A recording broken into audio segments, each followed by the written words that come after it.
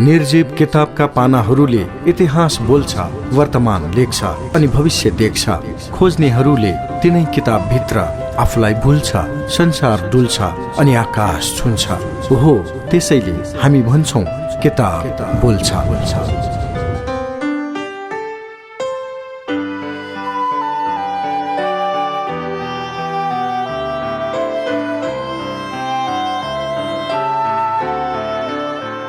नमस्कार, स्वागत छ कार्यक्रम किताब बोल्छ।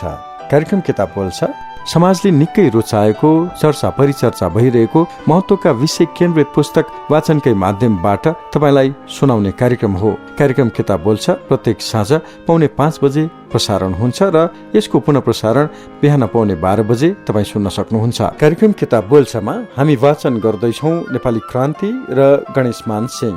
हरि गौतमद्वारा लिखित यो पुस्तक ओरिएन्टल पब्लिकेसन काठमाडौँले प्रकाशित गरेको हो।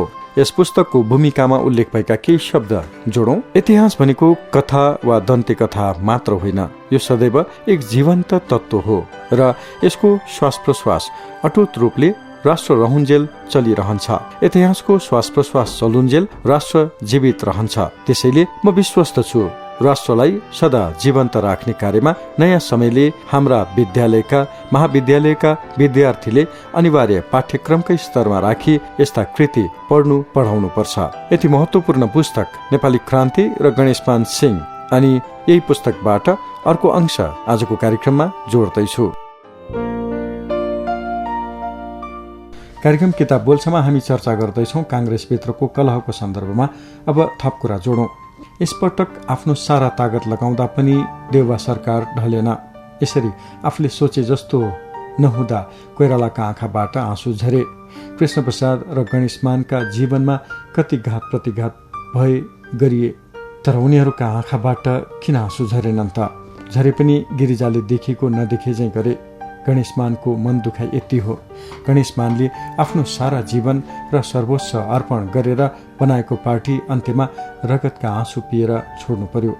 आफ्नो सारा जीवन तथा आफ्नो परिवारको सर्वस्व भएर पनि निर्माण गरेको पार्टी छोड्नु पर्दा मन कस्तो भयो होला? यस्तै कुरा किशुनजीका पनि हुन सक्छन्।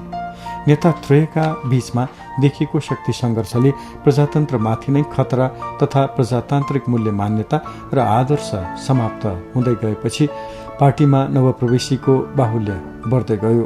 त्यसपछि गणेशमान सिंहले आफूलाई अपमानित र अपहेलित महसुस गरेर आफू पार्टीमा बस्नुको औचित्य छैन भने म किन पार्टीमा बस्ने भन्ने निष्कर्ष निकाले।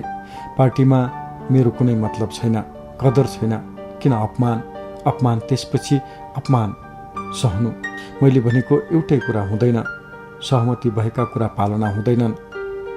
यस्तो अवस्था छ भने मैले बसिरहनु आवश्यक पनि छैन। मानिस नेपाली कांग्रेसको सरकार छ भन्छन्, तपाईँ सर्वोच्च नेता भन्छन्, जवाब दिनुपर्ने, अब्जस मैले भोग्नुपर्ने, तर काम चाहिँ मन परी हुने। म किन बस्नु यस्तो पार्टीमा? पार्टी बाहिर बसेपछि अब्जसको भागी त हुनु पर्दैन, अपमान त सहनु पर्दैन। अरूले जथाभावी गर्ने बेइज्जत चाहिँ मेरो हुने। हिजो मलाई सर्वमान्य भनेर आकाशमा पुर्याए जनताले, तर आज गणेशमान चोर, देश छोड भन्न थाले। अब यसरी प्रजातन्त्र पनि धेरै दिन रहँदैन। जुन पार्टीमा बसेर प्रजातन्त्र प्राप्तिका लागि लडाईँ लडियो, अब प्रजातन्त्र त्यही पार्टीका कारण मासिएको कसरी हेरौँ? आफू बसेको पार्टी प्रजातन्त्रको हत्यामा सहभागी भएको म कसरी हेरिरहँ? बरु आफै अलग हुन्छु भन्दै पार्टीबाट अलग भएका हुन्। प्रजातान्त्रिक पार्टीमा यस्ता फरक विचार, मनमुटाव प्रशस्त हुन्छन्।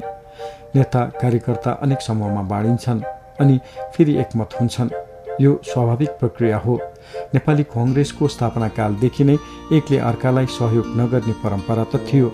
प्रजातान्त्रिक पार्टीमा वैचारिक प्रतिस्पर्धा भएन भने त्यो पार्टी निरङ्कुश हुन सक्छ, तर नेपाली कांग्रेसभित्र त्यस्तो वैचारिक प्रतिस्पर्धा नभएर व्यक्तिगत टक्कर जस्तो देखियो। त्यसैले कांग्रेसको इतिहासमा यस किसिमका गुटबन्दीलाई नयाँ मानिँदैन। यस्तो विवाद बिपी कोइराला सभापति हुँदा होस् वा मातृका प्रसाद कोइराला साथै टेलिरमन रेग्मीकै पालादेखि र सुवर्ण शमशेरकै पालामा पनि साना मसिना विवाद भए। तर विक्रम सम्वत 2054 सालमा आएर गिरिजा प्रसाद र कृष्ण प्रसाद भट्टराईका बीच भएका विवाद काङ्ग्रेसकै लेटर प्याडमा लिखित रूपमा गरेको सम्झौता चाहिँ पहिलो नै मानिन्छ। योभन्दा जटिल विवाद बिपी कोइराला गृहमन्त्री भएका बेला पार्टी नेतृत्वबाटै भएको थियो। बिपीलाई पार्टीकै मानिस बासु पासा जस्ता व्यक्ति लगाएर टुडी खेलको खुल्ला मञ्चमा हातपात गर्ने काम समेत भयो। त्यही सुशीला भाउजूमाथि पनि हातपात भयो। यो सम्पूर्ण काम पार्टी सभापति मातृका प्रसाद कोइरालाले गराएका रहेछन्। यी कुरा पछि खुल्न आएका हुन्। यस्तो विवाद चुलिएर जाँदा पनि भारतका जयप्रकाश नारायण, राम मनोहर लोहियासम्म कुरा पुगे समझदारीका नाममा कागज गरिएको थिएन।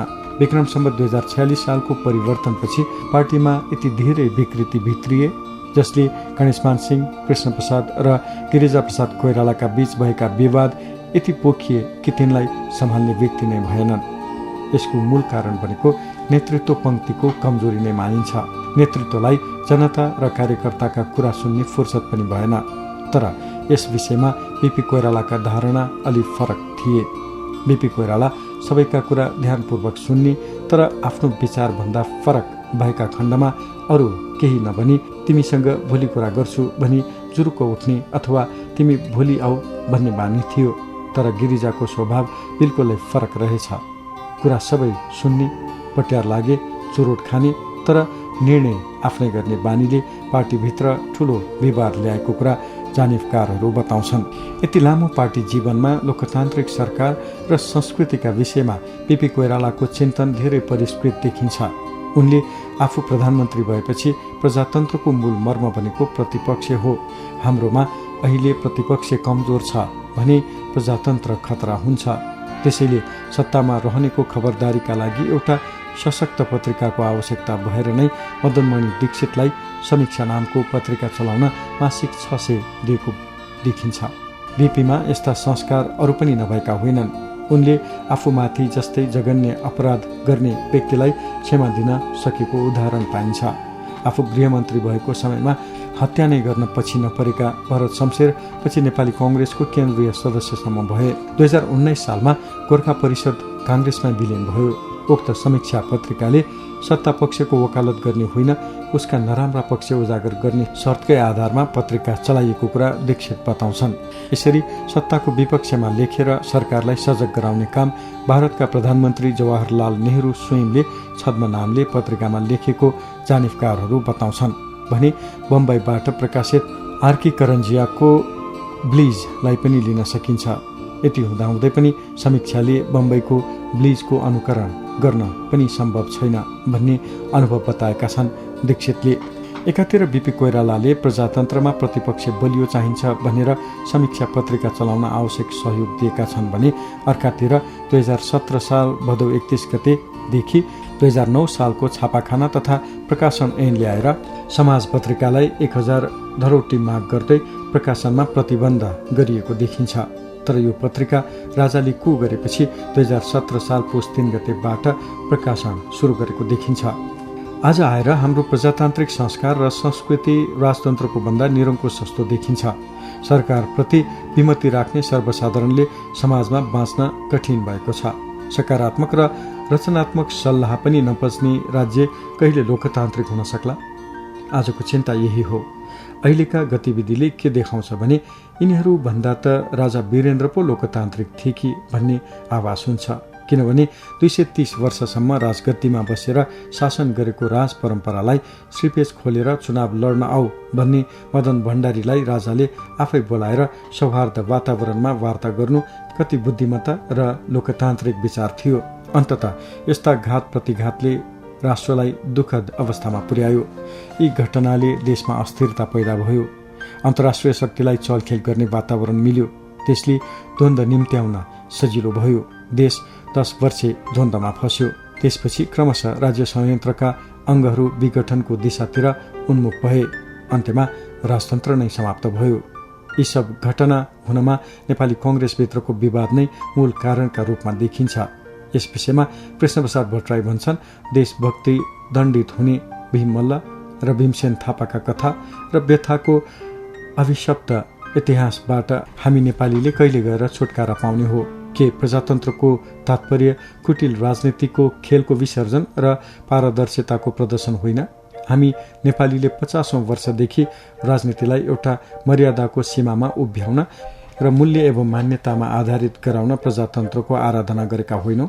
वास्तविक प्रजातन्त्र कायम नभएसम्म हाम्रा आचरण र चरित्रमा प्रजातन्त्रका उदात्त गुणहरू सञ्चारित नभएसम्म राष्ट्र उभो लाग्न र काँचुली फेर्न सक्दैन। यो मेरो अटल विश्वास हो। यही विश्वासका खातिर मैले लगभग 60 वर्षदेखि अविराम सङ्घर्ष गरेको छु। एउटा विशुद्ध प्रजातन्त्रवादी र राष्ट्रवादी भएर उभिन खोज्दा मैले पटक पटक अनेक किसिमका घात प्रतिघात र अन्तर्घात बेहोरेको छु। तर पनि म विचलित छैन। भविष्यमा सन्ततिलाई सत्मार्गतर्फ उन्मुख गराउने आफ्नो कर्तव्यको पालना निरन्तर गरिरहन चाहन्छु। मेरो जीवन मूल्य भनेको नै आस्थाको राजनीति हो।